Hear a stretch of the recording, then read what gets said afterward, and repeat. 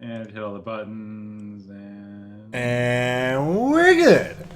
we're good. I was jamming out. If you weren't watching me on YouTube, y'all sitting there listening to Colin, you guys missed me. I was over here just uh, dropping it. I also noticed I put up the wrong Frag Logic. I put up episode 64 as the cover on this, but it's actually episode 65. So we are moving along. Damn. Everything's correct over on Twitch. 65 weeks in. Yep. That's a hell of a streak. Gotta keep it going. That grind to 100. Gotta keep it going. So yeah, today is another episode, another show. I got my boy Colin here with me. Today we're gonna be talking about the normal stuff. We got some gaming news. Obviously, we're gonna be talking about stuff we play. Weekend gaming is gonna be first. MLG had some news, so some competitive gaming stuff is also in there. Dota 2 international invites are out. Then we had a couple. Destiny trailer. We're gonna talk a little bit about that. I guess Titanfall League also falls into that competitive discussion. Sure. But then we got some other just regular old gaming stuff that we're going to talk about. So weekend gaming, this week I played Titanfall, Nosgoth, Loadout, and the new one here is Project Spark. It's not new because I played it a while back, but I played it again. And I'm going to try to get in like a couple hours a week of just building stuff and just learning how to play the game. That's like my new goal. Have you started building anything, or have you just been playing so far? I did the complete tutorial, which took like an hour and a half ish on one of them. That sounds about right. So that's what I started with, and then I kind of played around with just like some basic games that were on there, just to see what other people were building. Yeah. And everything is so different. Like, you could play like a 2D board game, or you could get into like some crazy world and play stuff. Yeah, and it's weird because like you can force it. You can force it to be something else, and every single time it's always like, I guess they made it happen, but it's kind of shitty. Yeah. It's like, yeah, I guess this technically can be a shooter engine, but not really, not really in any capacity. So it's always interesting to see that versus all the Zelda clones, which fit perfectly into the gameplay mechanics they built in. Yep.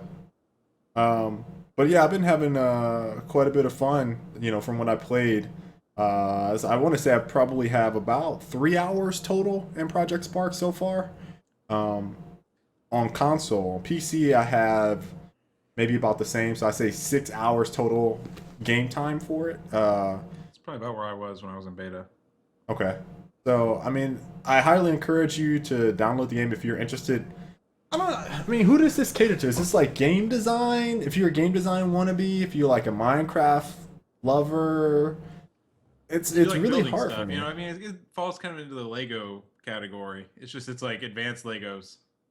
So it's connects. In a way. It's advanced connects. It's the next evolution. It's the next evolution. Yeah. Okay. I mean, yeah, I'd say it falls into that. But even if you just like playing games, there's some good stuff on there, and it's free. And the stuff that's all on there is free, and they even remove some of the complex monetization stuff they had initially, so it's even more straightforward and just go play. So I mean, that's it for the games I played. Everyone at work right now is playing Clash of the Clans. So I went ahead and downloaded it, but I haven't started it yet. I heard some crazy ass figure that they're making like 3 million a day. Yeah, they make a lot of money. That's crazy.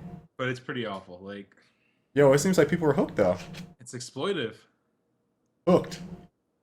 It's just it hooks you in and makes you pay in order to play. Hooked. I'm trying to think of what else I was kind of looking at. So I got Clash of the Clans. I'm downloading. Haven't played it yet. What other game was I looking at? I have to pass because I can't remember all the games I looked at this week. Dark Souls 2 came out. A whole bunch of stuff. So that's it for my me. end. I played CS:GO on Friday with some guys from work because they wanted to play a competitive match. It was their first time ever playing in the competitive matchmaking organized play, I guess. So I played a game with them and helped them get their first win. And then that was it. It's the only game I played was CSGO. It's the only one I played in like 3 months. But like, hey, you have to play with us, So I was like, okay. Played some Titanfall this weekend. Obviously, we did a bunch of 3v3 inner ZYN scrims. I think Tense was streaming it all. Yeah. So if you guys want to see those. Played a bit more over the weekend. And also been playing this game called Wayward Souls. Just came out. Oh, wow. It dropped me right in the middle of the dungeon. We're going to do this again. So you can see what it kind of looks like. Looks like you're getting beat up. You're getting beat up. You're going to die. You're dead. I like that little screen it comes up. It's like a little tombstone. Yeah, so it's like a roguelike somewhat where you can buy upgrades. So, like you go into the dungeon, you get gold, you die, you buy upgrades for your next life. So eventually you'll get all the upgrades and be able to win easily. But it's a pretty good game. It's $5, and if you purchase now, you don't have to pay anything ever again. But when they do upgrades, they're going to increase the price. So when they release their next like DLC or whatever, the retail price will be $6, and everyone who had it before then will get it for free. So if you're going to buy the game, it makes sense to buy it now because you get all the updates for free. Interesting. And I think that was it for weekend gaming. Okay. Yeah, Foss Boss is all over it. Yeah, see, I just started playing. So Beat the gold dungeon today on 3 characters. Dang, Foss all over it. He's next level. Bossing it. Yeah, I just picked it up the other night and I only played it like maybe an hour and a half. I played the one before that they released. Mage Gauntlet was the old game. Okay. I played that a ton. So besides that, I guess I can segue right into this. This weekend I started working on this Titanfall League idea, which I've had bouncing around since, it was like January. Is that when you sent that first one? I thought it was before that. I mean, I've had it bouncing around for a while for different games. But before the game came out, before they announced anything, I was planning on running a like invitational cup type thing for Titanfall, which would be like 8 teams or whatever, and then it'd just be like a way to kick off the competitive side of Titanfall at the beginning of the game. Of course, it shipped without private matches, which completely screwed everything and scrapped all those plans. And right now, the community is a lot smaller than it used to be, right? Yeah, it could have been. They could have been. Could have been. So the idea now is to like do a grassroots thing to build the competitive community and get all these people that are playing the game, are annoyed with the bad matchmaking, and want to get something a little bit more structured, but they're still like by themselves. They don't have teams. They're not playing on GB and not playing on ESL, and try and get those guys into more competitive play and start building stuff from the ground roots. So over the weekend, I did a survey, and here, if you haven't filled it out, Drop that plug, Colin. You head over there, go fill it out. Hell, head over to the Reddit thread and go upload it. Yeah, I don't have that handy. So it stays over there. I do. So I created a survey just to get an idea of demographics. Post on Reddit and GB, Twitter, all that good stuff. It's been pretty interesting seeing the response. I've got 300 and some responses already. About half PC, half Xbox One. Mostly North America. Like 300 plus people interested in playing competitively. But the interesting thing to me was that only 65 of the people had a team. 268 did not. So 80% are flying solo or only have a couple people. And that's pretty significant when you think about building a community and like all those potential players that currently there's no way they could do anything. Like there's no site they can go to like become free agents, get picked up on teams. That just doesn't happen if you don't know the people, Right. So the idea would be that I want to run it through Reddit, since that's the largest community site right now for Titanfall. There's nothing else that's even close. Even the official forums is smaller than the Reddit. So I created another Reddit. We'll be running it over there. And the idea is that it'll be a league night. So probably Fridays is what I'm thinking currently. You would get on at 8 o'clock. You'd have 2 matches for your team. You play your 2 matches, and that's it. We'll update you on the ladder. All the matches would be tailored, so you'd be playing basically the teams ranked closest to you that are eligible. So it's somewhat like matchmaking in that you're playing, if you're at the top of the ladder, you're probably playing the second and third teams that are there for that week. And that's going to be your 2 matches. Right. Wins beats worth 2 points, losses worth 1. Just current ideas. And at the end of the 8 weeks or whatever, we'll do a 64 team playoff and make it more official there. But the interesting thing is that if you queue up and it's just you, we'll go ahead and throw you into a team, and you'll have a team of 5, basically a pickup team to be able to play your matches. If you want to keep going with that team next week, you can do that, and you can keep your matches. So I don't think any site's ever done anything like that. It's definitely a way which I think will be really inclusive, get everyone to be able to play. All those solo players is really what I'm targeting and trying to get everyone more involved. Right. So that'll be coming soon. And soon will probably be like a month or so, realistically. Yeah, so, I mean, this is something that we have hinted at a couple times, and that we're working on stuff. And by we, I mean mostly Colin, has been organizing this, and I've just been like trying to be a voice like, hey guys, we're here, we're going to be doing competitive stuff.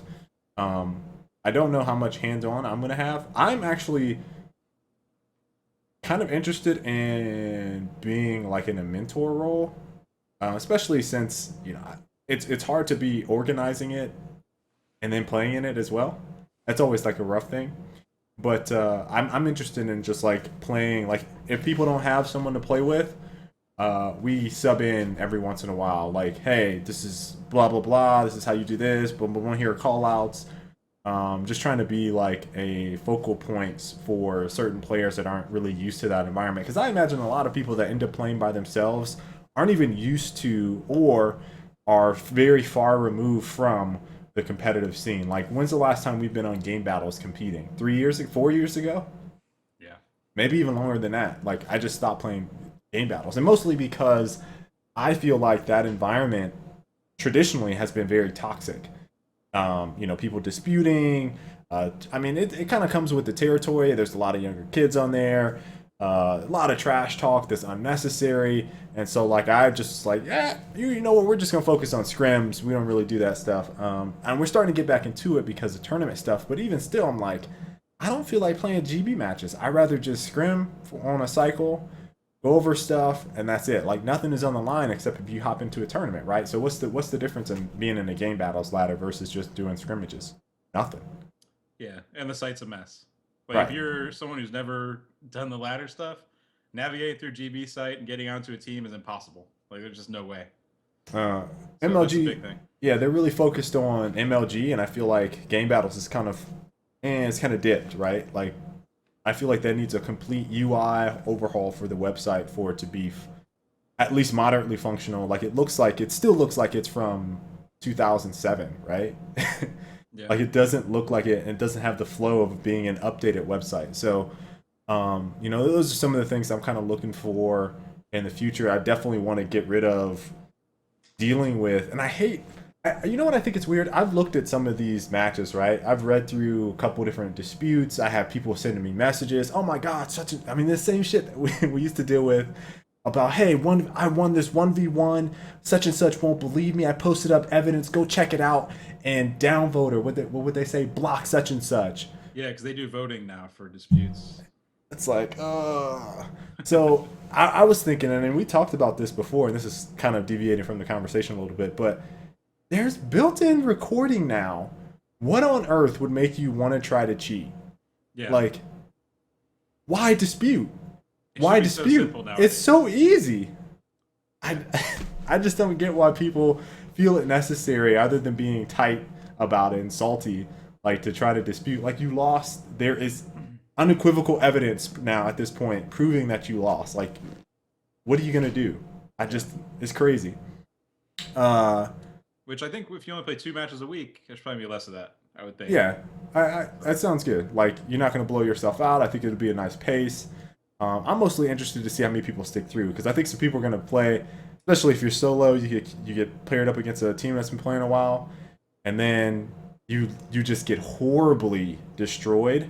I don't know if that fun, like, oh man, this is interesting, I want to stick through it, is going to be there, or they're just going to be like, all right, that's just too intense for me, I'm out. Yeah. Which once teams have played their initial matches, the set team should kind of float towards the top of the ladder, and then the matchmaking ladder system should kick in where you're only playing teams roughly around your level. So I should hope that wouldn't happen, but we'll see.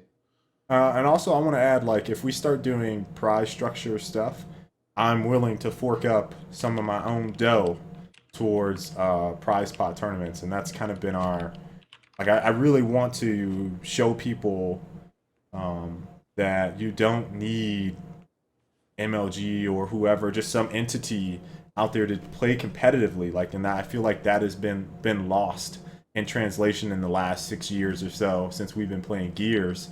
The LAN scene has kind of gone away. Halo had it die out. Now they're trying to bring it back.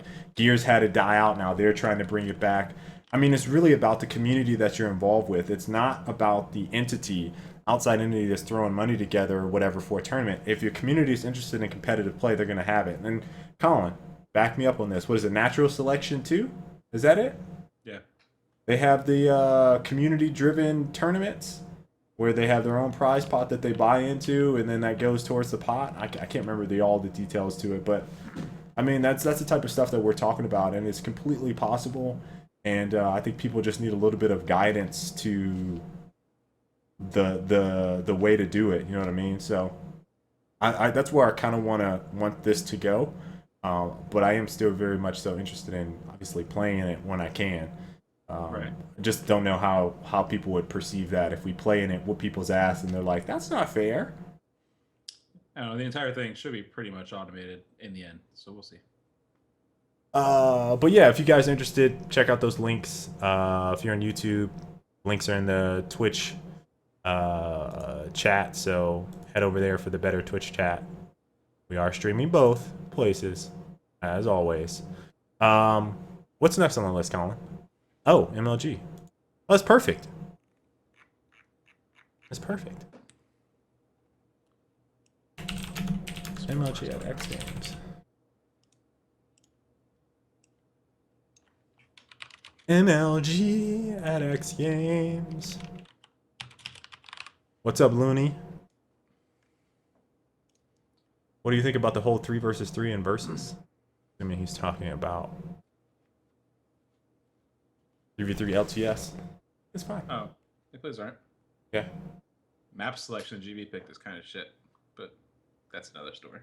All right, so MLG at X Games announced yesterday? Yesternight. Yeah, yesternight. Yesternight.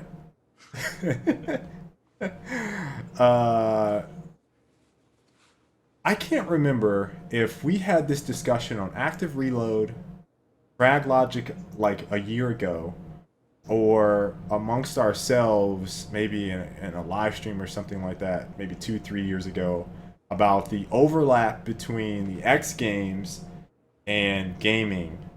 Yeah, I think Sundance himself is. And Sundance even mentioned said it at times. He's like comparing their business model and their growth to X Games is what has generally been the connection there. And it's kind of like we're kind of following the same path. Just Right. X Games went right to TV, where generally the gaming's been trying to keep it off of TV is what they've generally tried. It's really crazy to kind of see how they've overlapped so much, and the general perception from outsiders looking in and not understanding the sports within them. You know, X Games for a long time was like outcast. People kind of shunned it, was in the back corner, and then all of a sudden, like 90s, it blew up, and then now we're at where we're at with the X Games. And gaming is, I mean, the similarities are like crazy in terms of outside perception, where they've started, and again, you mentioned TV versus streaming. Technology has obviously boosted this with gaming, but outside people looking in just don't get competitive gaming to this day. It's broadcast to millions and millions and millions and millions of people. They've shown viewership stuff, and people all the time go, "What? You can play games for money? What?"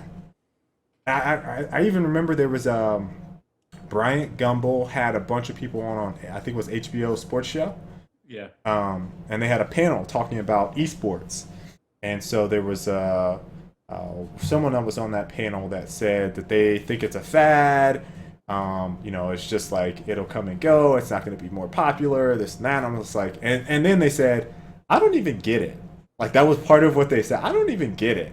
And I'm like, you don't get it, then why are you even trying to assess what the state of the game is, right? So MLG being at X Games, I think is a push towards what we've kind of known all along. MLG's gone on TV, that didn't work. They partnered with ESPN in the past, that was like eh. And then they were just like, you know what? This is an online thing. Like, people are gonna view it online anyway, so let's just build that out. And now it's like mega huge, and I think everybody's kind of like, let me get a piece of that. You know what I mean? Let me get in on that little pie. I want. How do you do that? Let me get in on that. So, seeing it at the X Games, I think a lot of those dudes are gamers anyway, among other things. But they always kind of have that attitude about them with the X Games. A lot of personality.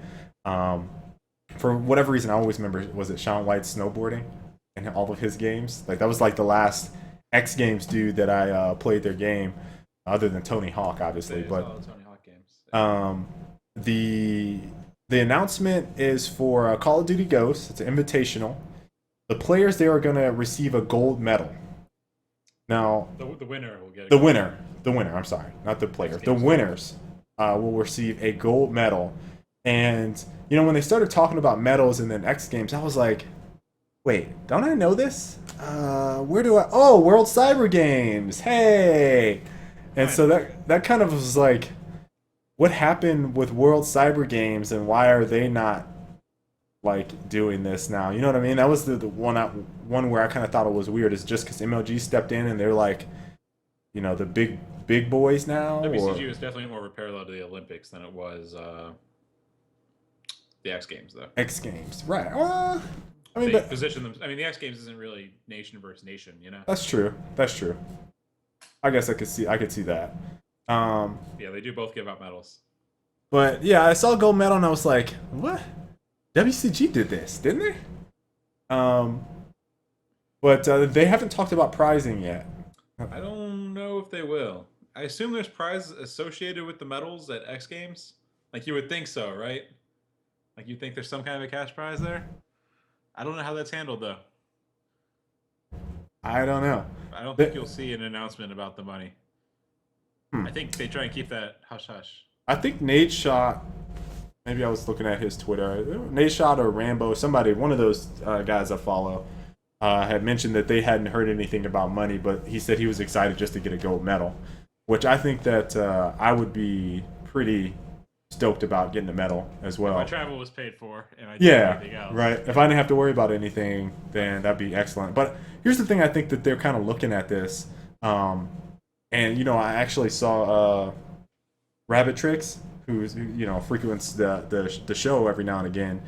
He had said a tweet showing like one of the pro basketball players, Twitter followers, and then Nate Shot, who is at like 550,000 followers. And like this pro basketball player for the Pacers. I don't remember who it was. Just one of the Pacers. I think it was Pacers, but had the same amount, or 30,000 more, or something like that.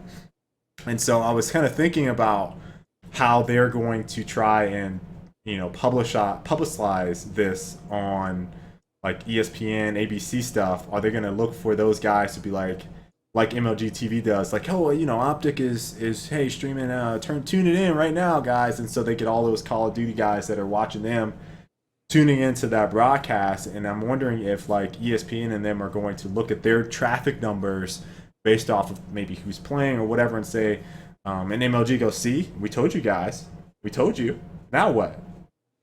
Yeah, that's the one thing that's not clear is how they're doing the broadcast portion. They said the press release says there'll be highlights on the X Games telecast on ESPN and ABC.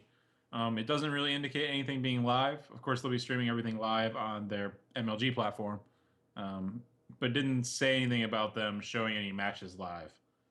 So I do think a lot, in recent years at least, I believe most of the X Games stuff has been rebroadcasts from later on. It's always cut up for quicker consumption from what I've seen. Yep. So it wouldn't surprise me if it kind of falls into that, where they might do a quick cut of the matches. But yeah, so if it was live, then I think that would work, like being able to push people over there, push people, the viewer numbers. But with being highlights, it's kind of like I doubt they may not even know when it's going to air, what they're going to show. That's that. Now I wonder who's going to be. I imagine they would have to have someone from MLG doing the highlights and the cutting for that, because I don't think anyone from X Games or ESPN or ABC is going to be able to highlight the moments that they need to without some intervention there. And if I'm not mistaken, when MLG was doing their top 10 on ESPN, MLG controlled 100% of that Yeah, there's as MLG well. plugging into their graphics and stuff. Yeah, so if it is highlights, I imagine it might be small segments, but I am looking to see where the stream is going to be, if there's going to be a stream at all on either of those two. Obviously, you said MLG TV is going to have theirs, but kind of interesting to see that there. Now, other MLG news, you get the transition on this? Yeah. All right. MLG announced last week, I can't remember if it was like Thursday or Friday, but they are building an arena in China, like a dedicated esports facility. Has 15,000 seat capacity. It's insane. 15,000. That's a whole lot. 18 billion. That's the amount being invested in that city, right? Yeah, so it's just like a rich investor dude who's investing $18 billion in creating a creative culture city, is what they're calling it. Okay. So the MLG stuff would be part of the V Zone, that's what they called it, for video games. So it'd be like video game themed restaurants and like exhibitor booth kind of stuff. So in that region? Can I ask you, what is like Disney World? What is a video game themed food place? Can you tell me what they serve there? Because if it's a it's be like the Hydralist Den. You go in there and you get the Hydralist chicken tenders. I mean, if we're going by what MLG and the U.S. Kind of culture surrounds gaming with, in terms of associating with food, we're gonna get hot pockets and pizza. Maybe some burgers and fries. But for my having been there for a tournament, good luck getting good pizza and burgers and fries in China. So we tried to order pizza. This shit doesn't work. Did you guys end up getting the pizza, by the way? I can't remember the details of that story. They wouldn't deliver pizza to us. Apparently they didn't even know what we were talking about when we called them about pizza. But we did eventually find a Pizza Hut. And then their Pizza Huts are weird as shit too. It's like only specialty pizzas stacked with toppings, and if you get anything other than that, they're like, why? Like, what are you doing? It's like we tried to get a pepperoni pizza, and it was like, yeah, can we have this one without this, and this? And they're like, so just pepperoni? Yes, just pepperoni. And they're like, okay, let me check with my manager, is basically what she said in like broken English. So she went back. They talked it over for like a good minute and a half behind the counter. We could see them. Wait, they're like, we could see them in the kitchen, like. So you're saying he wants a pizza with no anchovies, no olives, no peppers, just pepperoni. Yeah. She's like, yes, just pepperoni. So wait a minute. Are you sure he wants just pepperoni? What's the thing? Like, so we saw them, like they're talking. Every now and then, one of them would look over at us, kind of like. And then like they just kept talking. She came back over and she's like, just pepperoni. You're like, yes. And then she walks back and it's like, yeah, he just wants pepperoni. Yeah, she's like, the person, she shrugged. The person in the kitchen shrugged, and then they went back. Just pepperoni. I don't know. They went back and made the pizza. And it was like, hey, we did it. It tasted all weird anyways. Yeah, they're probably like fucking Americans. Yeah, there's a video on YouTube somewhere of Team USA Redstone for WCG trying to order pizza from the hotel, and it was not happening. So yeah, like, I mean, if they have video game themed restaurants in China, it's gonna be weird. But it is a big tourism area. There's like a casino area, I guess, near the city they're building. So it's like a big tourist thing. The expected open date on this is 2017. This is a big investment in Dota 2 long term. Is that your speculation? That was my speculation. Because, again, having been to China, consoles ain't shit. COD isn't going to be a big... Like, they can bring people over there for a tournament in China for COD. They're not gonna fill the arena. You know what I mean? Right. StarCraft 2 is kind of big, but not really. They've always been a Warcraft nation, a nation of Warcraft players. And with that comes Dota. So it's Dota and Warcraft 3 have been the big two over there. Obviously, consoles they couldn't even sell in China until most recently September. And there's tons of limitations on it too. So again, Dota 2 would be the only game that I can see on their roster that could fill a 15,000 seat arena. I feel like that's probably an investment in Dota 2, building the arena. Like they can fly people out for tournaments there and like have a nice broadcasting area. But filling the seats would be difficult, and I don't think COD teams want to fly to China every time there's a big tournament. That would suck. And I mean, like, I went to China, I enjoyed my time there, but if I had to go there like 3 or 4 times a year into the same city, the same tourist city, you know, it'd be kind of shitty. Eat your video game pizza. What are you talking about? It'd be great. 18-hour flight or something stupid like that. Your pepperoni pizza. Be great. You know, I think this is a nice first step. We talked about dedicated esports facilities a lot at eBash. I don't remember if you remember having those discussions with Zach and stuff, but if you look at their new center in Indiana, it is very much so basically a small condensed esports arena. Like the way he's set it up, it has broadcasting stations, it has a lounge area where you can see people for a crowd. It's definitely not 15,000. I imagine if it was packed person to person, you might be able to fit like 200 people in that whole area if they're standing right next to each other. But it seems like on a smaller scale that could happen here. I just don't like, there's not enough events where you're gonna sell out 15,000 or however many seated people for an arena, a dedicated arena here in the States, and be able to fill it consistently. I just don't think people would be that interested to go. And I could be wrong. I could be completely wrong here. But I see it more as one-off events. Like gaming culture here in the U.S. is, hey, this month, during this time, during this weekend, there's a gaming event, and it's a convention. We're going to be there 3 or 4 days. Let's all go.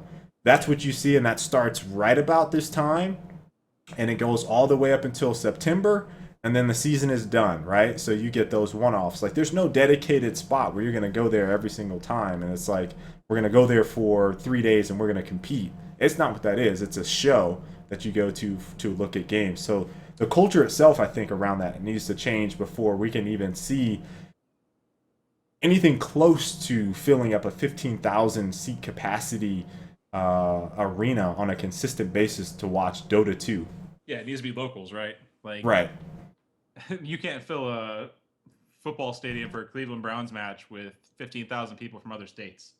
Exactly. Like, that just won't happen. Exactly. There's just no way you could do that every week. So like you get the once a year events. You get your Evo, you get your League of Legends championships, you get your Dota championships, but that's it. So I mean, like you have a few options, but that's it. So I don't know. I mean, I'm sure they can rent the arena for other stuff. And I get the impression it was probably like, hey, we're building this arena. It's a video game arena. Hey, MLG, you want to throw your name on it? And then it was kind of like, yeah, sure. I don't think it was MLG going out of the way to drop millions on building this arena out. And yeah, it seems worry about everything else. I'm sure it definitely seems odd. Type thing. Yeah, that would definitely seem odd. So I'm kind of interested to see what you guys think about an arena for gaming. Like I said, the concept itself has been thrown around quite a bit. I even think there was sort of a pseudo dedicated arena for the Championship Gaming Series, CGS. Well, they had a studio. And then which was essentially where they housed. They had a small little arena. It was like a TV set arena. Right. Like a crowd or whatever. Right. So, I mean, that seems like it's been tried, but, I mean, it was obviously done poorly. I do think things like eBash could exist. At least their indie tournament facility is what I'm going to call it. It can exist as, to a lesser degree, an arena here in the States. But I don't think it can grow to the capacity to actually house any type of consistency, because you need that 15,000 or whatever, probably way more than that, local team of local players that local people know, that local people want to associate themselves with, and then they'll go there and watch you play. and I just don't think that we have that. Like, there's no NFL, there's no Browns, right? There's no Tampa Bay team. It just doesn't work. So they tried that with CGS. I think actually to a T. I mean, I even think the cities and the teams were housed in specific places, and then I mean, they went out. They were all at the studio. They were in like a studio city, I guess is what you would call it. But they represented the different states, but they weren't actually competing there. So like there was no travel or anything. They just played in the studio for CGS. Apex asked, do we think that competitive gaming will have an official headquarters or main venue / residence in the future? If I were to pick an area, the West Coast, San Francisco, LA area seems like it's going to be the like breeding ground for that stuff. ESL opened up a US branch recently, and they're going to be headquartered over there in LA.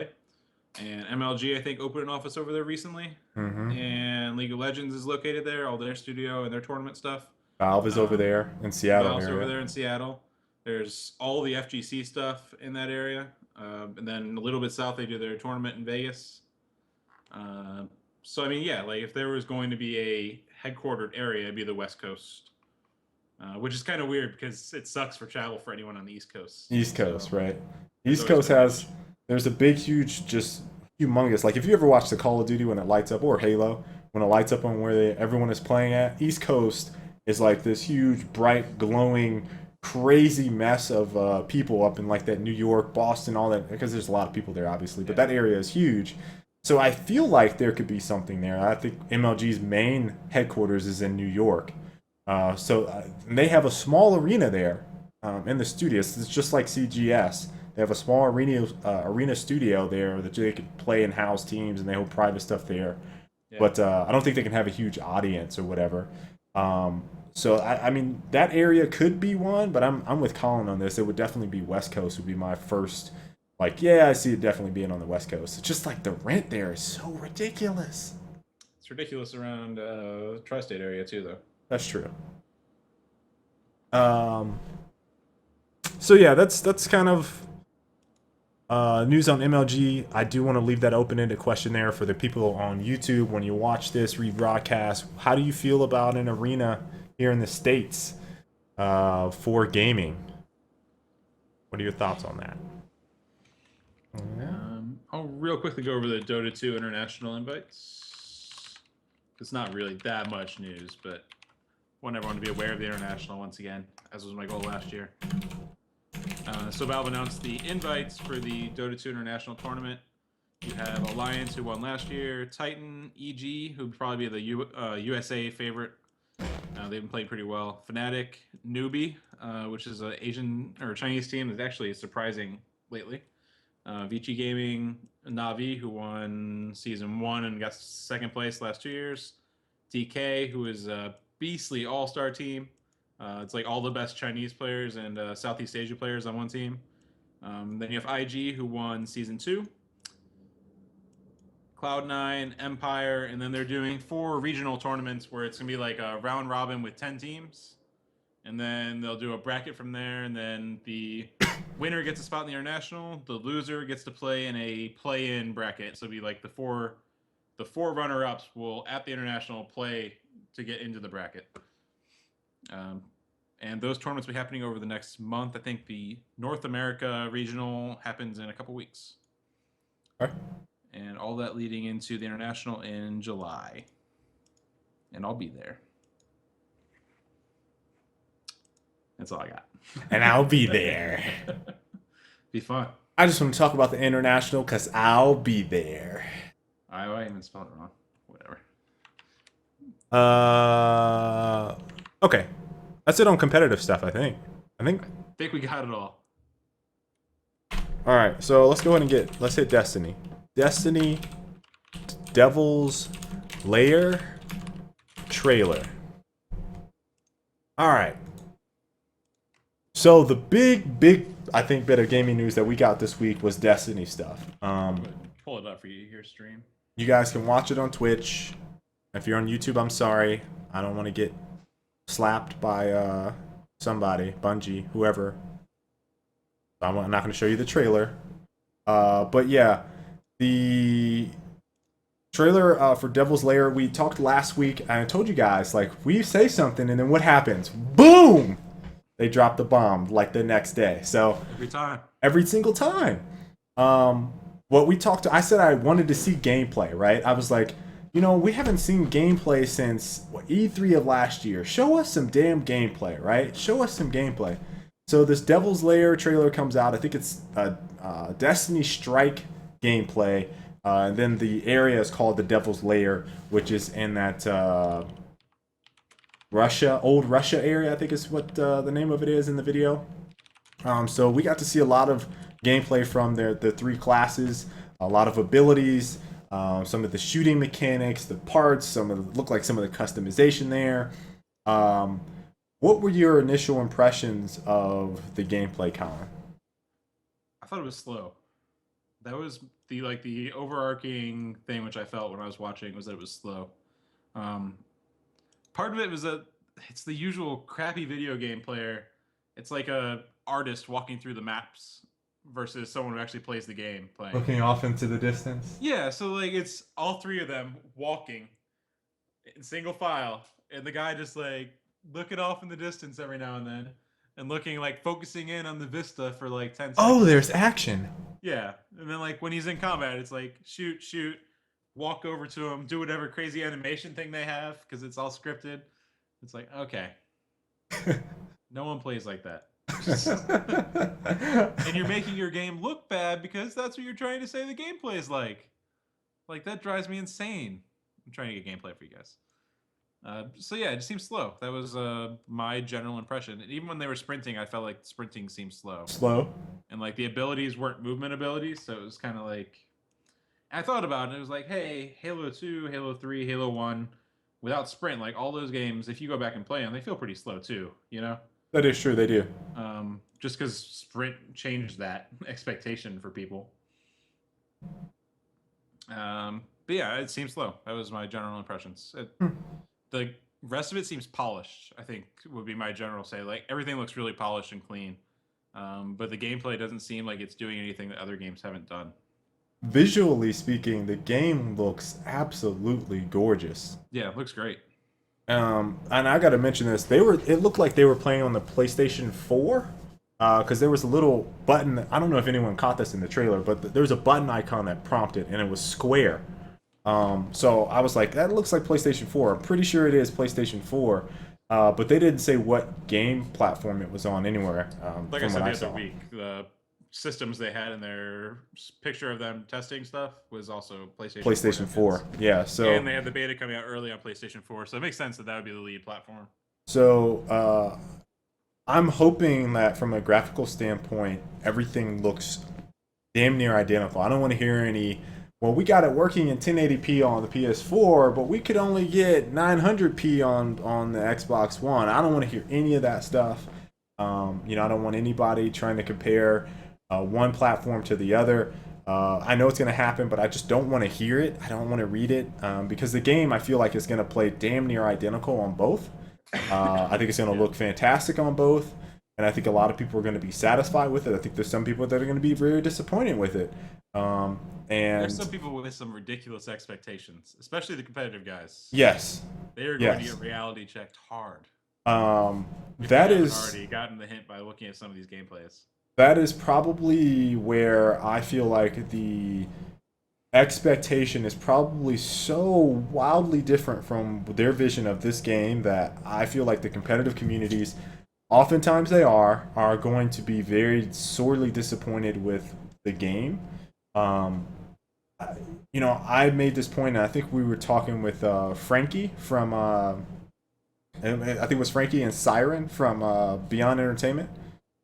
We had some discussions with them on Twitter about, this is like, I'm going to say 6 months ago or something like that, maybe 4 months ago, about the expectations for competitive play. And I was like, dude, the game looks like Borderlands. And I said, why are you comparing things to Halo with the Bungie, with the DMR and the BR? And it's like, the game is not going to even remotely like resemble Halo from a competitive structured standpoint. If anything, it's going to be Borderlands. Like, that is the game that when I say more than anything, more than absolutely anything, you can say Halo, yeah, sure, because Bungie made it. You can say Mass Effect, I saw that thrown around a little bit, sure, you can say that. But more than anything, this game looks like the MMO version of Borderlands. I mean, to the T. You have bosses, you have random weapons that you're gonna find, you have shifts and stuff. Yeah. you have abilities, you have this universe that's set in some weird alien planets. I mean, what about this does not scream Borderlands to you? I mean, that's what I'm looking at it as, and it just looks like a prettier version. Now, obviously, I think there's going to be a lot of stuff that, from a gameplay standpoint, is probably going to play differently. It's going to feel different when you play it, but I can't imagine looking at this as a competitive player and saying anything but, damn, this looks like Borderlands. I'm probably going to go in with the expectation that this is going to be like Borderlands. I wouldn't be like, oh man, this is Bungie. Wait, this doesn't... Wait. He had a DMR. That kind of looked like a DMR right there. Okay, yeah, so I'm going to compare this game to Halo because that gun right there looks like a DMR. Like, dude, it's a fucking random gun. Like, you're getting random guns and you're talking about Halo? It's like... It's going to be hard for them to shake that. I think that's the big thing. And, you know, what's even funnier is I read an article on Kotaku. It was from Patricia Hernandez, I believe is her name. She also posted your Titanfall gameplay. And so I guess, you know, Press got an exclusive like 45 to an hour play test of the game not too long ago. I want to say like last week. And her article says basically that the 45 minutes that she played was like a survival mode, or I imagine Horde is the equivalent. She said it was boring. She said it felt slow. And her thing was, I wanted to play Titanfall because it was so slow. So her sentiments were actually really in line with your own in terms of the game speed. And then the other thing I kind of got from that is that for her, that specific mode of play has probably been done so much that it wasn't really captivating to her. You know what I mean? Like, you can play survival on Borderlands right now, too. You can play it right now. And so I imagine if you look at that and you say, what are they doing differently? And you can't really come to any conclusions that would really line up. I think where they're going to probably separate themselves more than anything else, and this is what Bungie is known for, is that this is going to be one hell of a story. Flat out. I think the universe, the lore, everything about it seems cool, yeah. is going to be very, very in-depth, very, very thought out, and I think that they're going to probably nail it in that regard, but gameplay mechanics... stuff's really well, too. Yeah, that's true. Like theater and all that good stuff. Yes, that's true. Gameplay mechanics-wise, I don't feel like, or feature set-wise, I don't know if we're going to see anything really groundbreaking, you know what I mean? It's really generic. Even like the abilities don't seem that interesting to me. Like, they seem less interesting than Borderlands abilities. From they look fantastic though. The effects are crazy. Like, they look so good. End, it's like, then you just throw a fireball, or you throw a knife out or something. You know, it's like, that's all I've seen so far. So I mean, the gameplay for me, I think it's impressive visually. I'm with Colin. I feel like it's a little slow. I want to get the meat and potatoes of this game. Regardless of what I've seen, and you know, these are my thoughts on what I saw. I am still very hyped for the game. I'm gonna probably play it a hell of a lot, but my expectations for what I'm going to get are set and more along the lines of Borderlands rather than Bungie's making another Halo. In every interview that they talked about, you know, they said things like, you know, it's really hard for us to escape that. Yes, there's going to be some Halo-esque things over there. Yes, hey, there's some assets that even resemble Halo. And then the one that they showed on the Polygon thing that I saw was like, there's this six-legged like scarab thing. Yeah. And one of the Halos, and then they show that six-legged whatever like big beetle boss that they're fighting over and over again. We've seen that in like 4 different trailers. Yeah. So I mean, it looks the little guilty spark thing that they let loose to go hack this thing. Yeah. So I mean, there's definitely some overlap here, but I don't know what is going to be groundbreaking for the game. I just think that there's a lot of tech that they're going to be showcasing. Obviously, the big one, you called it, Colin. You called it. Let me just say firsthand, congratulations. You should replace him, Mr. Was it Pratchett? Yeah, Patrick. Okay, I always forget his last name. I always remember his first name. You should replace him as an analyst for the game industry. You have unequivocally been right on so many things now on the show. I just have to give you your props. But you called it. Destiny save transfers are going to carry over from one generation. So if you start off on Xbox 360, Xbox, or PS3 rather, it's going to transfer over to Xbox One and PS4. They said PS4. I couldn't tell exactly if they're doing both. Did they say both explicitly?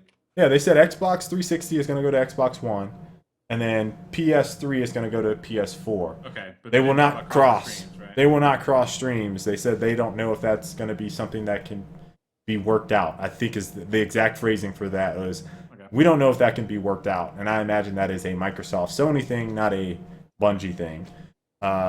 Still got it. Yeah, 100%. I mean, you got it. Is this exciting news? I already have an Xbox One, so not really. For you guys that are kind of on the edge about, like, here's the thing. I thought Destiny was going to be the game, even though you could get it on the Xbox 360, I thought it was going to be the game or the PS3 that pushes you to the next platform, right? But it's not. I mean, the fact that they're obviously doing multi-platform, they want to hit as many people as possible. But I don't think that it's actually going to do that. Like, if I could just play Destiny, and that's the game I've been looking forward to from Bungie, because it's Bungie, for how long has it been announced? A year and a half? Roughly. Sounds about right. It's about a year and a half now. My expectations have been set on getting Destiny, and then they say, oh, you can play it on your current gen console.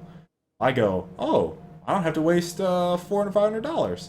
And then I saw one article that said, well, people are going to get it for Christmas anyway, right? So, I mean, if you do, that makes sense, but do you have to buy the game again? That's a good question. Probably. They could do a $10 upgrade thing like EA did. EA? That would be nice. I would definitely prefer that than, paying another $50, $60 rather for the game just to get my character transferred. But I mean, the game looks, like I said, fantastic. That is one thing that seems like it's going to be really cool for some people out there. Other than that, I don't know. Hard to say. What do you guys think about Destiny? I'm going to look at the chat. What do you guys think about that trailer? I want to know why they haven't shown any multiplayer at all yet. Colin, we just look because you and I are they not showing it because they know that people will be disappointed by it? That's what I think. Like, that has to be it, right? That has to be it. We're gonna get a taste of it. I mean, here's the thing. I would rather get a taste of it. They might not even have it in the beta. They might not have it in the beta, but they might not have it in, they might have it, or rather, in one of the demos, like as the game gets closer. Maybe they switch it up. So, like at E3, they have the co-op demo, and then at somewhere else they have a different demo. I don't know if they're actually gonna do that. I know. I'm just saying. 4 months from launch, they haven't shown. Slim says it looks great.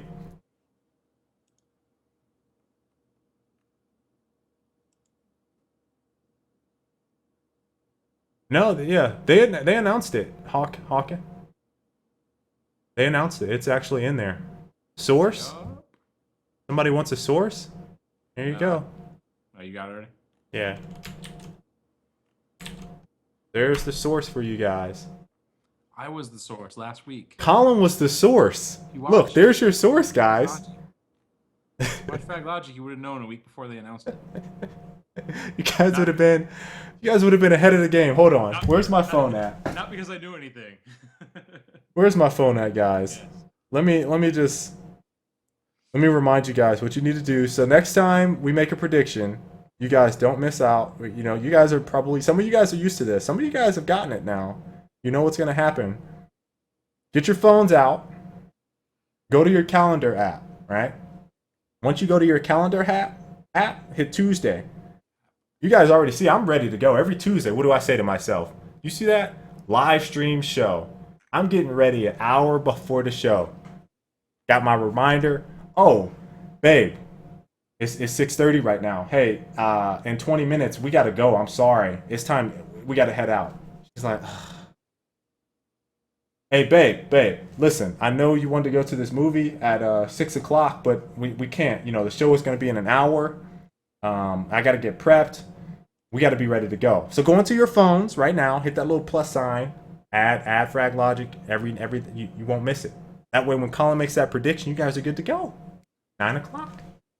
The other prediction I got, which was the kind of easier one, which I think was kind of a gimme, was that it'd be playable at E3. Yes. Which they announced in the video as well. Yep. So the only one I'm missing right now, I predicted beta. I said end of May, right? Yeah, that is true. Yeah, so we'll see. I am starting to doubt myself because they didn't announce the date. Look, I think beta is going to be July. What did I say? I said 7/7, and someone said that's a fake date, but I'm going to go July. It's definitely going to be June, if not May. I'll say that much. Look at False Ball says he already has it. PC version? Yeah, PC version has yet to be announced. Yeah. Actually, they pretty much said explicitly there won't be a PC version at day one. And that they want to do it, but it's really complicated to have 5 different platforms. They're already on 4.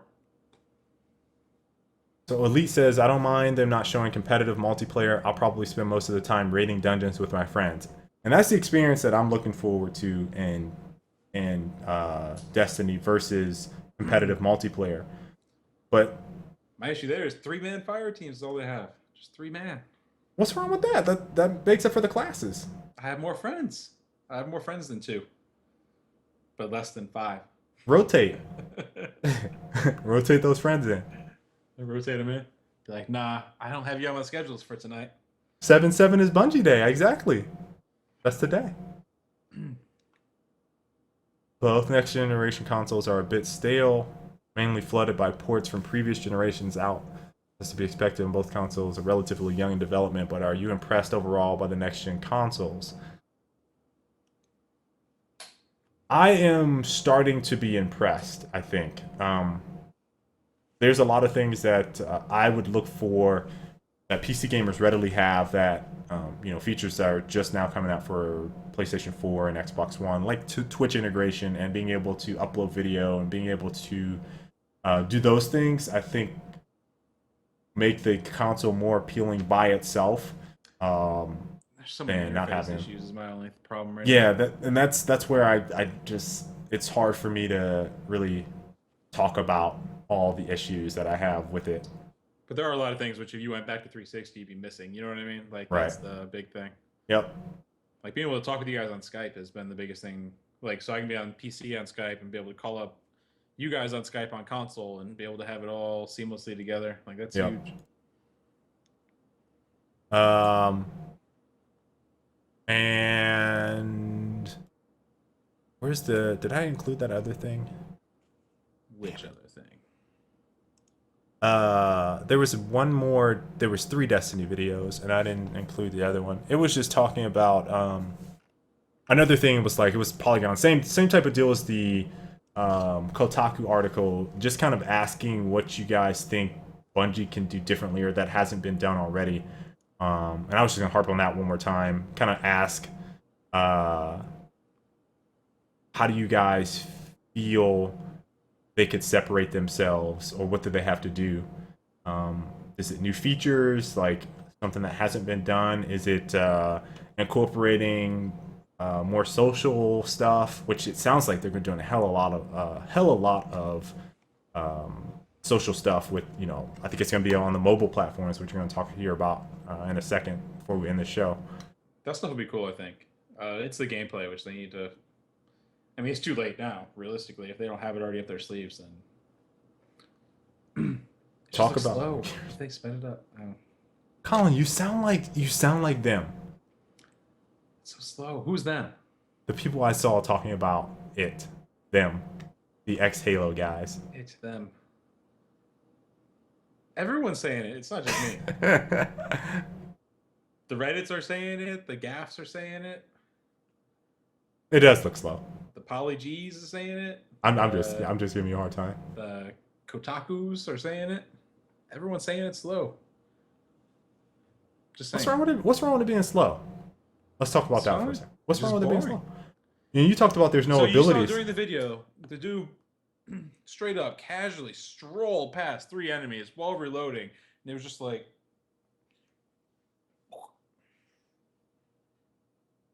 and then he started shooting, like just casually walking by. I just want and the enemy just like slow-mo turned. I just want to save your slow-mo reload. Highlight that. I'm just saying, like you saw in the video. Like, how is that? How am I supposed to feel a sense of urgency if I can only move super slow and reload super slow, and my enemies just don't pay attention to me? I think they were playing on it. Like they just drop enemies all over the place and you shoot them. Somebody died, dude. It was just because he did it for the tutorial of the video. Because his teammate immediately ran over and revived him. Somebody died. Colin. The difficulty isn't the enemies being smarter. Somebody died. The difficulty is that they have like 20 things just dropping out on you, and then you have to take ages to kill them all. Oh man, it's so generic and slow. And the thing that gets me, I've ranted on this so many times now. Why can't we have some sci-fi weapons in a sci-fi universe? There's sci-fi weapons we haven't even seen. They fired a Magnum. They fired a shotgun. They fired a rifle. They fired a sniper. And I think they fired a assault rifle.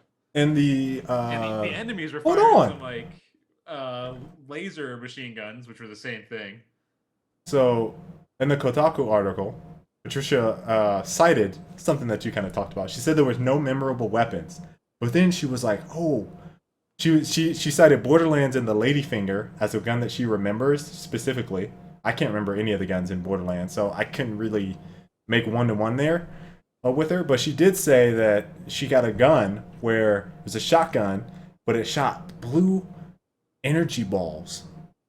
Colin, there you go, right there. Did it fire them in a shotgun spread pack? I don't know, but it fired blue energy balls. Okay, if those are the norm and not just the one gun they handed to the press, then I'm on board. They had to give them familiarity. But man, they fired some boring ass weapons in that video that's supposed to show off how great the game is. Did you see the abilities though? It's a fireball. It's a 5-second animation to throw a fireball.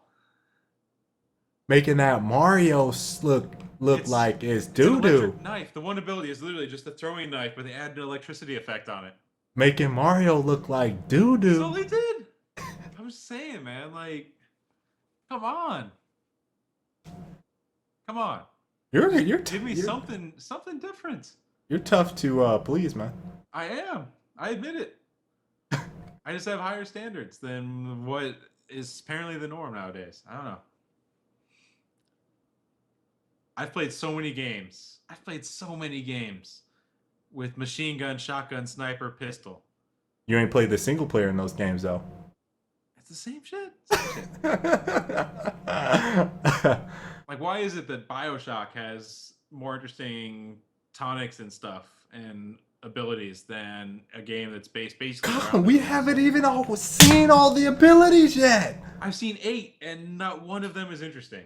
They had a lot of cool particle effects. They look interesting. Just say, I've seen 8, and I haven't seen anything cool. Shadowrun had cooler shit. Shadowrun! How does Shadowrun have cooler shit than Destiny? How does that happen? I haven't seen anything movement. I haven't seen dashes. Haven't seen blinks, teleports. Thank you, Pogo Coast. sticks. Thank you. Jetpacks. Anything interesting. Dude, we don't even know what's possible in the world of Destiny. You carve your own. You carve your own Destiny. Oh, man. Star Wars Battlefront isn't much better with the sci-fi weapons. It's pew, pew. One where the tracers are all blue. Pew, pew, pew. The Destroyer of Fun strikes yet again. There we go. I'm just anticipating your own destruction of fun, because it won't take long if that's all they have on the show is what they showed in the video. This guy. It won't take long. First we got the Star Citizen. Now we got Destiny. You're not even on board. You're not even a gamer. You're not even on board. Pogo sticks? Hold on. Joel, if you're lying to me, I will time out. Pogo sticks. Joel, if you're lying to me, I will time out. There's pogo sticks. I'm on board. But if you're lying to me, you're done. Pogo sticks. You just put yourself on the line. Come on. Colin destroying dreams once again. At it once again. I'm just gonna rename this show Destroyer of Fun.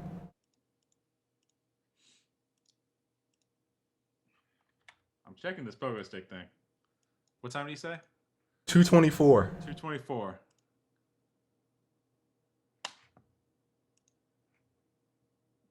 Don't forget Nazca.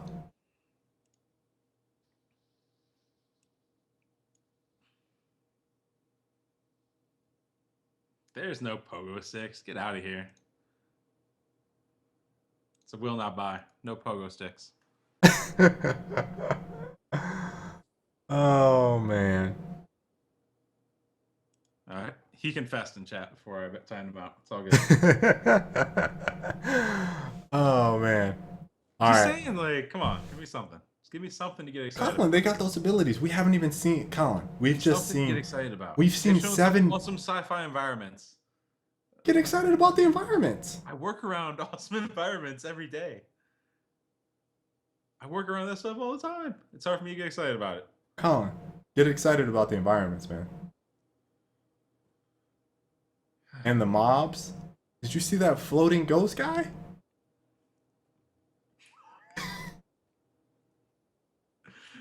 The one who took 2 more bullets to kill? It didn't really do anything? Yeah, I saw. Alright, I gotta move on.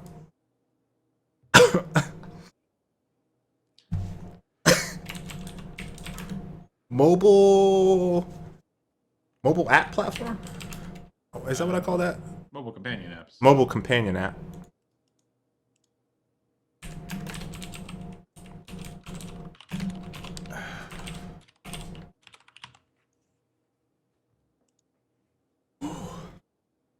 All right. Competitive will ban pogo sticks.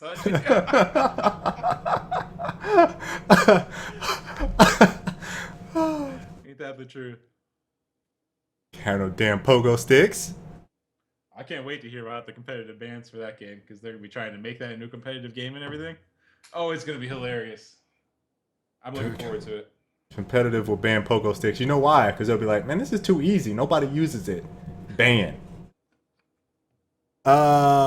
So I didn't get to the Xbox platform discussion. I'm going to talk about that next week. But mobile companion app. So I was reading an article about I think Watch Dogs, and they're going to have a mobile companion app, and I don't know what it is. It's probably hacking or something like that while you're in game. They showed it a bit in one of the trailers. It's basically that. Okay. It's influencing other people's gameplay from mobile device. Mobile device. So I'm kind of interested to see. This is really a viewer topic more so than us trying to talk about it in depth. But I am trying to imagine this next gen of games coming out and people trying to build long-lasting legacies around these games, and they want you to be always connected to your game, always thinking about your game, or always having access to it. And so we're starting to see a lot of mobile companion apps. Started the next gen experience with the Battlefield 4 Commander app, which I think is great. I mean, I think it was excellent to the extent of what it does, right? So I think the interface is really bare bones, but I think that it is excellent at allowing me to stay in the game and help out people during the course of the game. How much did you use it?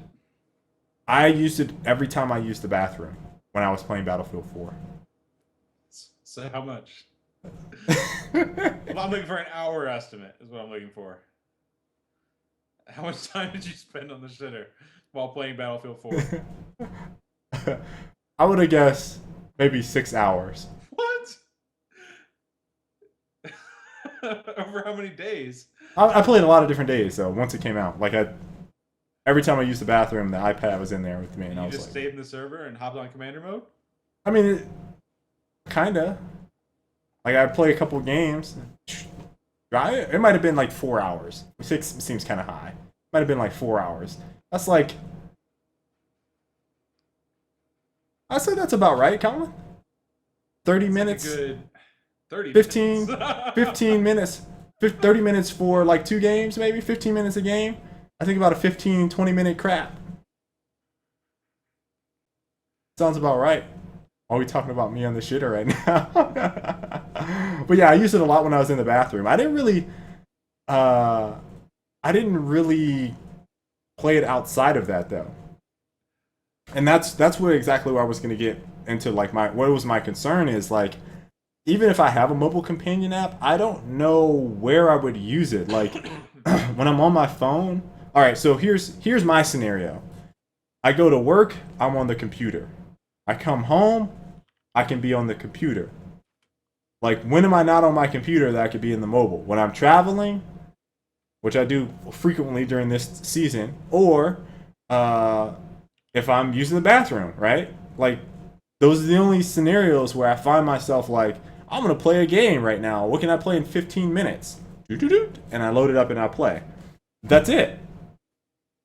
So, despite having all these connectivity things, I feel like from an immersion standpoint, a lot of these games have to really think outside of what they're currently doing, right? And I think that we're in a very good first step. But I don't feel like some of them are as compelling as others could potentially be, right? So I don't know what the Plants vs. Zombies one is. I think Battlefields is pretty good. Destiny seems like it's probably going to be Division. The Division's companion app seems like it's going to probably be the most immersive one that I've seen, because you're flying around that little circle thing, like the helicopter thing, and shooting at people, right? So that's like the only thing where I've seen it's been like, damn, that's pretty fucking cool. Everything else has been pretty like, let me show you this flat 2D screen and you can select some square boxes and do this and that. Like, here's the thing, like, I keep seeing a push for multiplayer, right? It's like a way to play multiplayer games when you aren't online, that kind of thing. If you're playing on like anywhere away from home, right? You're not gonna be able to talk to people. That's true.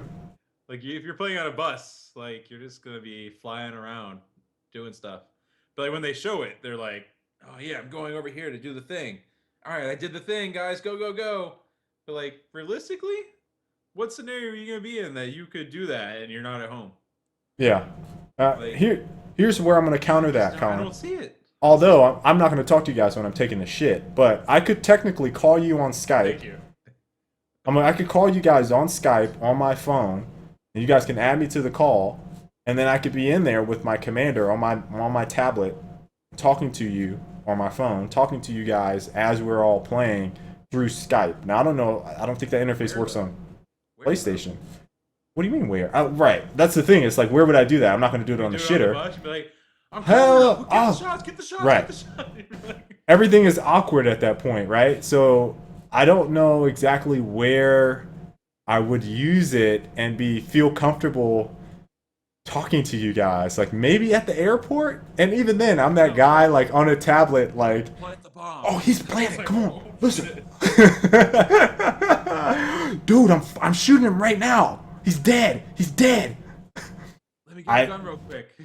I don't. Yeah, there's a lot of implications there. Going to an airport, talking about planting bombs and covering bombs and doing all that stuff, playing a shooter. Silently, like you can just play, but at that point, it's like, are you a contributor? Necessarily better than playing a mobile game? Like, are you a contributor at that point? Yeah, that's how I feel. I guess it's like realistically, I personally get annoyed seeing it from the other side. Like I got killed by a commander missile strike in Battlefield. I raged off that shit for ages. We did talk about that. The cruise missile. Yeah, some dude that wasn't even playing killed me. Like that's so cheap. No, he was playing. He was immersed. What can I do to counter that? What can I do? You have to rely on your commander. What can I do to counter it? I just got shot from a guy in the sky. God. What is That shit happens, Colin. Like, that's the biggest bullshit ever. And the same thing in Division. Like, they have an extra person because of some dude has an iPad and decides to be on the bus playing this game. I don't know. Like, I don't get it. So And I don't think anyone uses it. I think it's wasted dev hours, personally. Now here's where I'm going to talk about, and this is where I feel like it's going. This is where the conversation is going, where I want this to go. And I'm trying to watch the chat to see what you guys feel about it. I see the bomb stuff guys is going. But think about it like this, right? So from an immersion standpoint, if you are outside viewing from a mobile device or a tablet, and you want to affect gameplay, what just happened recently that is starting to kind of pick up? And I actually read this article on Dead Nation. Twitch plays Pokemon, right? So from a viewer standpoint or from a mobile standpoint, if you want to have an effect on the game and be immersed in the experience, you can actively watch the people that are playing and affect their gameplay. So I'm kind of I got to save this idea for another scenario. But if you're a viewer, I think on Dead Nation, you can like you can be like a troll in the game, right? So you're watching someone play and you can be a troll by interacting with them. I don't know what it might be a zombie game. I have to read the article in depth to understand what it is. But you can throw a random zombie in front of them and they're like, oh no, oh god, I forgot to fight the zombie. And, or you could take stuff away from them or whatever. I think from an immersion standpoint, having that type of mobile companion app is much more compelling to me than saying, hey, here's this game that's not really the game, but you're in the real game affecting real players. I think from that standpoint, you become immersed, but you're also getting to see how you affect people. Like when you get hit by that missile, no one sees it. Like that person doesn't see it, right? They get some ticker, some score. Like I just killed someone. Like you don't really get to see it. So from an immersion standpoint, I think that mobile companion apps mixed in with live viewing, which is totally possible now, seems much more interesting and compelling as something that I would invest some time in, some dev time in doing, because I think that changes the experience. You might as well play the game at that point because you're probably on a PC. Maybe. That's a scenario where you're not having that awkward, I'm planting a bomb in an airport, or trying to talk to people while you're taking a shit type of scenario. You can just affect people that are playing and see their reaction. I think that's kind of cool. My issue is being forced into multiplayer. That's the big thing. And it's almost every example of it so far has been multiplayer. That is true. So that's my 2 cents. I don't see people using it. I've only heard of a few people that really use commander mode more than a few times. That's why I was surprised to hear you say 4 hours. I probably played it 4 hours, dude. Seriously. I use like their screen app, like their website thing. Oh yeah, checking their stats and stuff. Like I had that up on the side whenever I was playing on PC, so like I'd have that on my second monitor. But that's different than having it on a mobile device in front of you. And partially the reason I had it open was because changing loadouts on Xbox was horrendous because they threw it into the app instead. Oh god, never mind that. I'm just not gonna talk about that. Moving on. Yeah, I just don't see the use for it. I guess that's my general thoughts. And I don't know if anyone in chat has different thoughts, or if anyone's like played with those a lot, or is planning on doing it. I just feel like we haven't. I feel like we're just so early in it. It's hard to envision what can come of it. That's why I said, thinking about it, like in the future, having something more immersive seems better. And that's why I said the Division seems like it's the best one as of right now, from what we know. And Destiny's, they haven't talked about theirs a whole lot. Like they showed it. It was like character management and that kind of stuff, and quests. Like if your friend completed a quest or was going on a mission, then it would show that they went on a mission. So stuff like that. Yeah, that's like it's lame. Seems like it could be so much more. At least as he barely touches on. There's an adoption rate issue too, right? Like, what percentage of your players that have the game, have the console, also own a $400 device that they can do companion app stuff with? Like that's a pretty small chunk. You know what I mean? Like iPhones are getting more popular, but globally, it's like not going to be a large percentage of your player base that can use that stuff.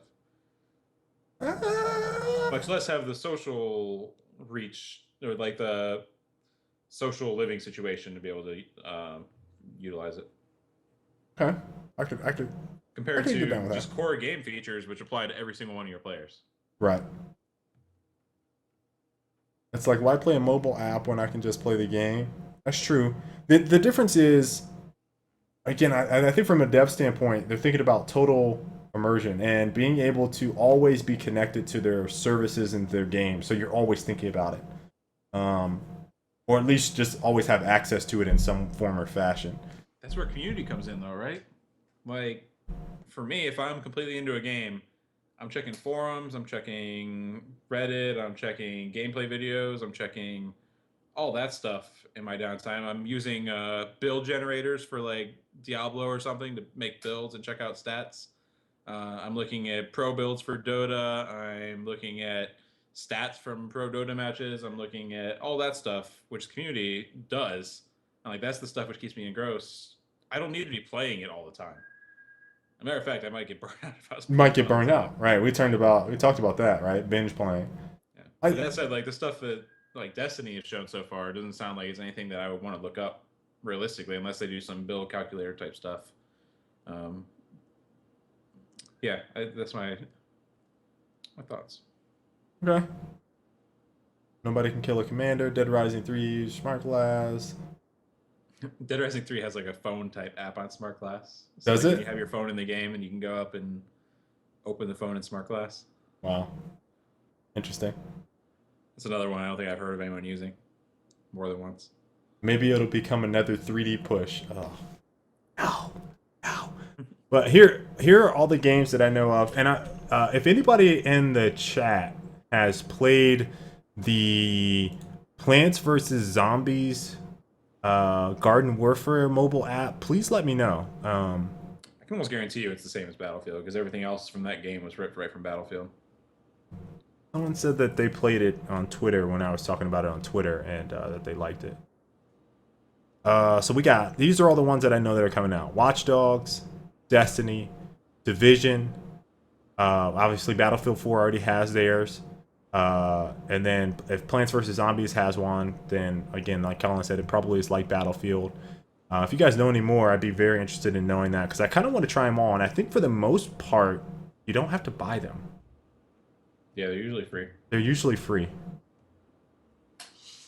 Okay. We can go ahead and end with Q&A. Q&A. Sure.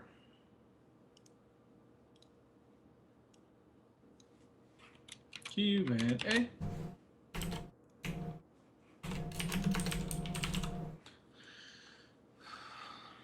Spent most of my downtime on Halo, Bioshock, Gears, and a few others, but yeah. Very annoying. Rises was just like an achievement list, right? Was it? I think so. I didn't download Rises. There's I do smart know glass that. app. I wouldn't call that a second screen experience in any way. Any questions tonight? About anything.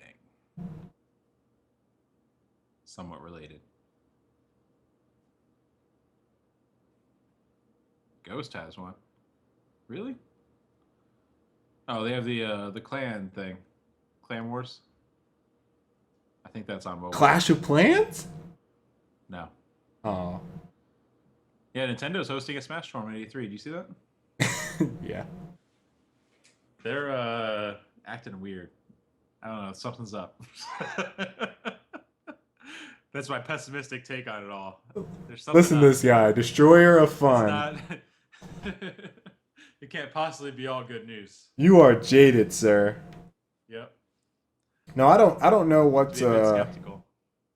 I'm kind of with Colin on it. I don't know what. I'm waiting to hear more because like Nintendo doesn't want you to monetize their YouTube stuff. Like That's the weird thing is like they had that whole fiasco. They blocked Smash, and then you're telling me that within a year they've done a complete about face on this stuff. Yeah, and I now don't they know. want to be like a competitive gaming company for Smash. It's so strange. I don't know. I can't really It's a rough one there. Would you play Halo 2 reboot? Nope. No. Nope. I wouldn't even consider it as something to play. You know how many hours I spent in Halo 2? Yeah, I spent a few hundred, maybe 1,000. I don't want to play it again. I loved Halo 2. I can't play it again though. Joel, are you guys getting excited at all for the next Gears? Nah, it's a long way out, and we don't know anything, so I don't know how I can get excited about anything. Talk to me in a year. And a half. Yeah, and then maybe we will have something to say about Gears. The new forums are interesting. A lot of discussion about the game. How we ruined Gears. How we ruined Gears.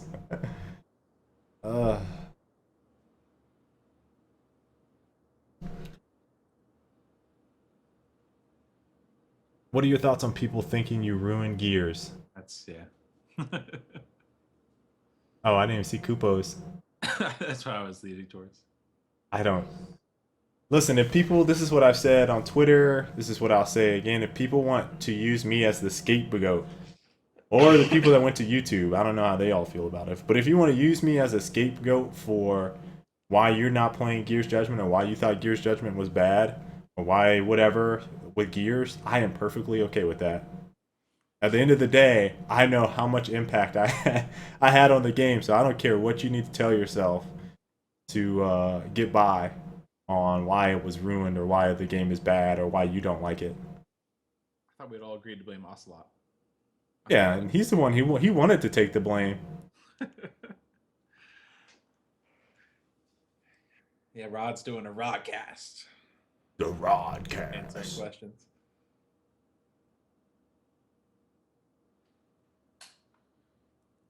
Did you see that Gears of War wishlist PDF? Yes. I was actually asked to edit some of it. I chose not to. Just looked at it. Movies. You see the new Godzilla trailer? Godzilla! Do you see Brian! It? It's so cool. Brian! It's so cool. Heisenberg! They had this flying monster in the trailer. Shit's gonna be legit. Mothra? No, it's not Mothra. They've had to explicitly say it's like a new kind of monster. It's like a mutated. It's a mutated Mothra. No. It's a big pterodactyl. What was the other movie I was excited for? Shit. We got Jupiter Rising. Is that right? The cast for Star Wars was shown. You see that? Or Jupiter Ascending. Sorry. Jupiter Ascending is the movie. Is that the girl that gets the drugs smashed in her stomach and then starts going crazy, like unlocking 100% of her brain? No. Oh, well, that movie looks fucking sick. I don't know what the name of that movie is. I don't know. But it looks sick. Jupiter Ascending is Mila Kunis and Channing Tatum. She's the queen of the universe. Didn't know it. No, don't know that one.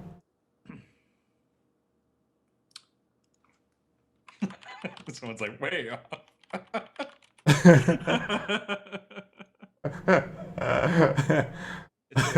Wachowski's is behind that.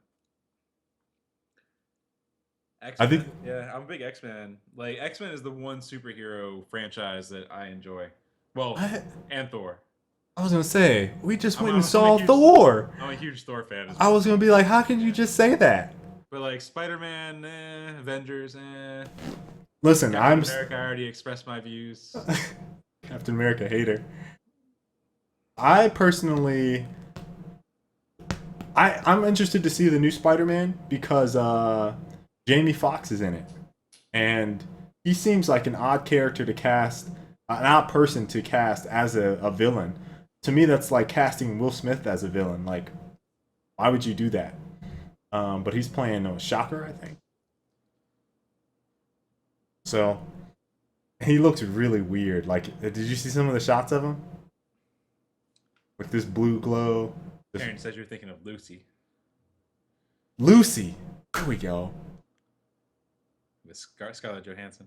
Yeah, Colin, look at that. I have to look it up. Look at that trailer. See? Carrington got my back. I heard ascending, and she was ascending up in that movie. Fuck. She was fucking people up. That's Morgan Freeman, too. I know.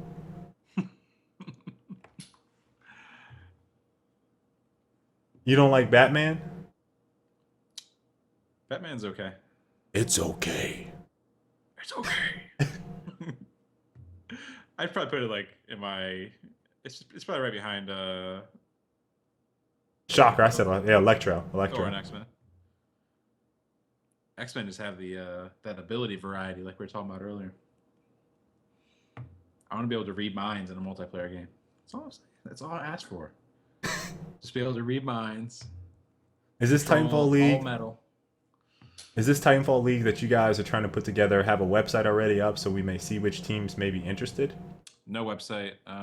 It'll probably be a few weeks before we actually have a tangible updates and stuff. Is this Arctic ZYN from Gears? Nope. Got the wrong guy.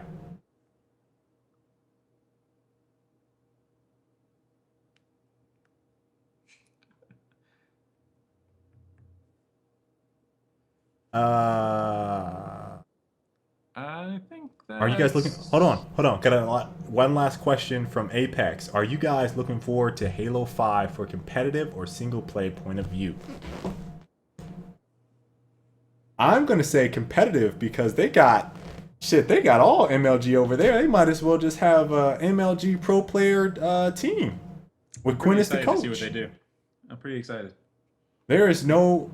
Listen. Now here's the thing. Are you ready for this? If this game does not do well and meet the expectations of the Halo 5 competitive community, I will be forever convinced that there is absolutely no medium, middle ground, pleasing for fucking competitive players. Zero. Kill, you already know. I already know what's going to happen, but this is going to solidify my point about you can make whatever, you can have all the people from MLG fucking making Halo 5. Every single pro player there working on the game. You got some of the best players in the game there working on it. When Halo 5 drops, they'll be like, Halo Reach was better. Halo 4 was better. Halo 3 was better. Halo 2 was better. Halo 1 was better. Why didn't you do this like Halo 3? Why didn't you do this like Halo 1? Why didn't you do this like Halo 2? And it's like, you had the world given to you on a platter, and you talking about this old game? Come on. What to see. I'm hoping that it just blows up. If any team can pull off a quality console competitive game, that team is stacked. That is stacked. They're stacked. They got all the right things in place. They got the dude. Still can't never remember his name. The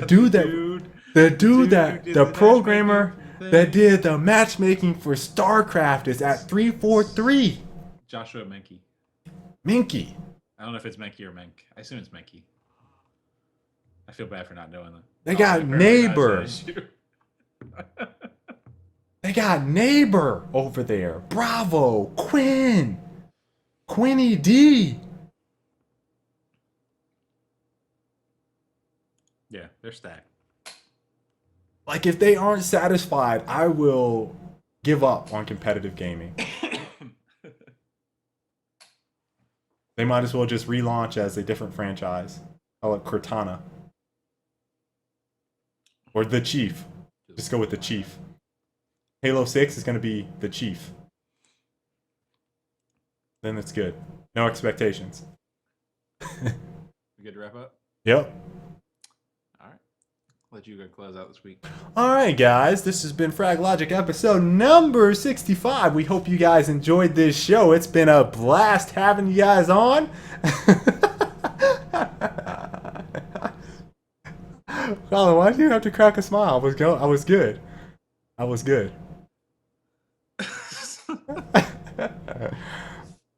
No, but seriously, guys, I thanks feel for like tuning you in. took my closing from last week and took it up like 12 notches. I enjoyed having you guys on. It was great answering questions. I hope you guys tune in next week. It should be another fun episode. I'm looking forward to it. And we'll see you guys next time. Yeah, thanks for watching.